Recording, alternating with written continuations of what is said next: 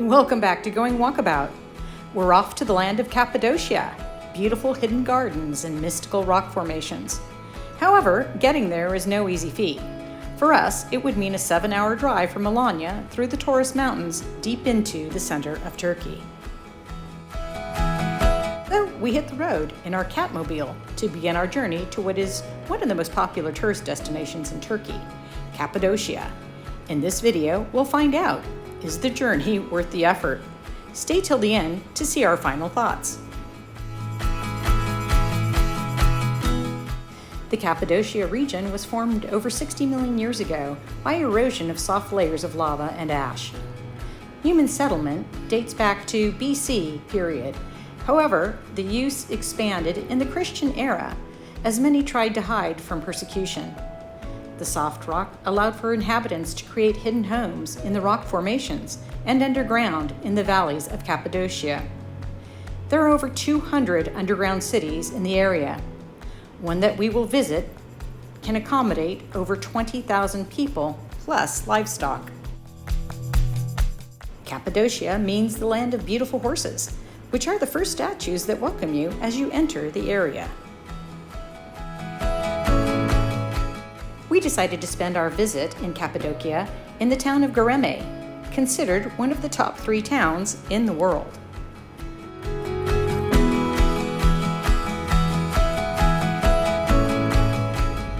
Yeah, Helen Cave Suites, that's where we're staying. We found it.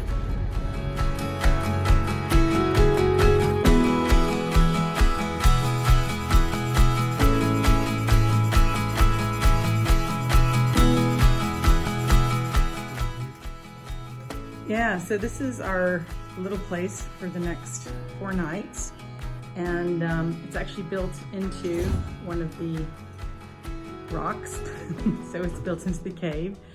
And for some reason, we got this for $26 a night on Expedia. We're not really even sure how, but as you can see, this is built into the actual rock, and it's quite lovely. It's a lovely little bathroom. The shower is bigger than anything we've had recently, so we're super excited about that. But yeah, after Santorini, I didn't think I'd be staying in any more caves, but here we go. And it's very nice and cool in here, considering it's quite warm outside. And we have our own little patio as well, just out front. So not bad for $26 a night. After a 7-hour drive, we opted for some drinks at the Rock Bar around the corner, then dinner. Home to bed for an early rise and shine to visit Derinkuyu, the largest of the underground cities, the next day.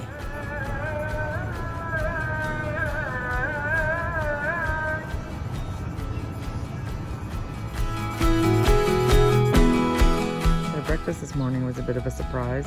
This is what we get along with the hotel room for $26 a night is breakfast for 2 people.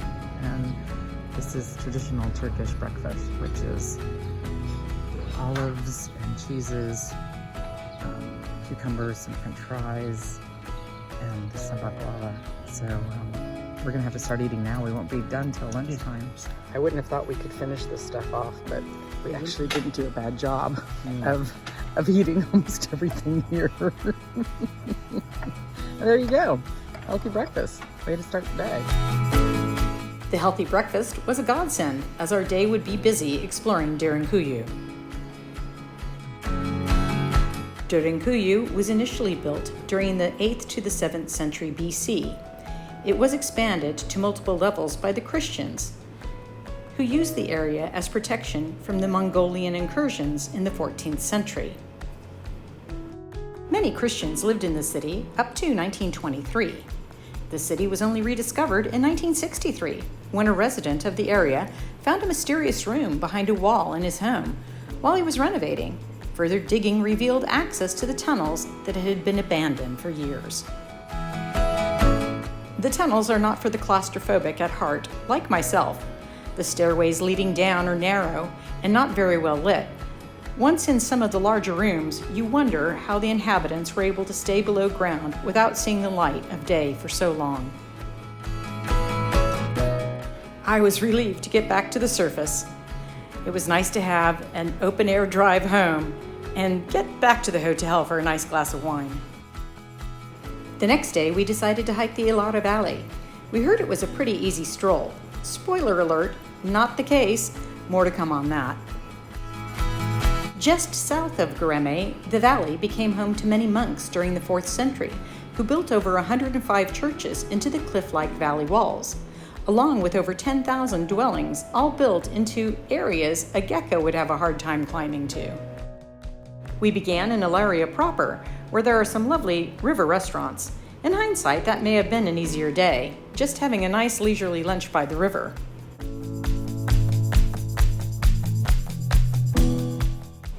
The trail started off pleasantly enough. However, there was a lot more hiking than strolling, and after 2.5 miles, we were rethinking our plan.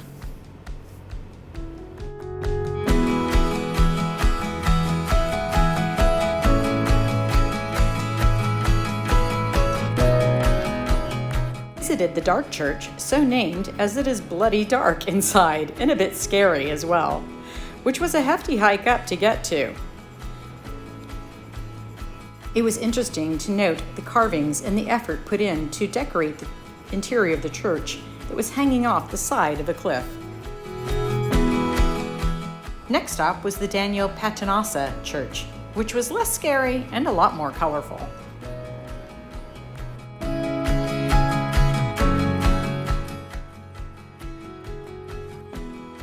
After viewing Daniel's church, we were thinking much more about a cold beer than hiking for 6 more miles. Getting out of the valley proved to be a bit more of a drama, as our chosen exit had been closed and was under construction. Our day of an easy hike turned into a 5-mile odyssey.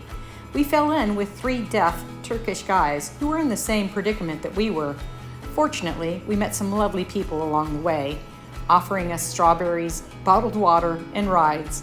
The Turkish people are some of the kindest I have ever met anywhere in the world. We were tired, but we planned to be up early the next morning for one of the biggest attractions in Cappadocia, the balloons.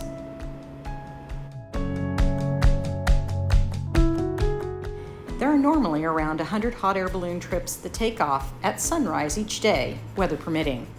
The pilots that guide the balloons train for up to 5 years, hence their low statistics of accidents. With over 950,000 flights since 1996, they have only had 9 accidents.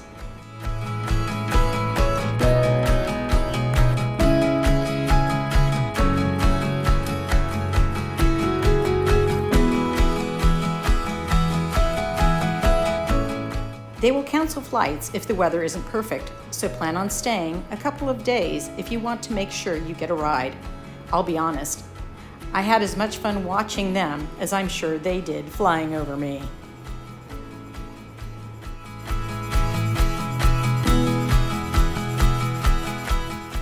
So, was it worth the effort? Hell yes.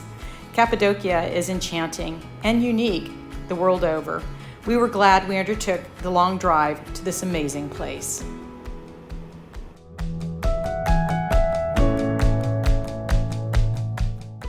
Thankfully, we grabbed some local wine and we were able to enjoy a glass when we got back to Alanya. Thanks for joining us on our road trip. If you're enjoying the videos, please give us a thumbs up, or better yet, subscribe. We really appreciate the support. Next stop, Fungarilla, Spain.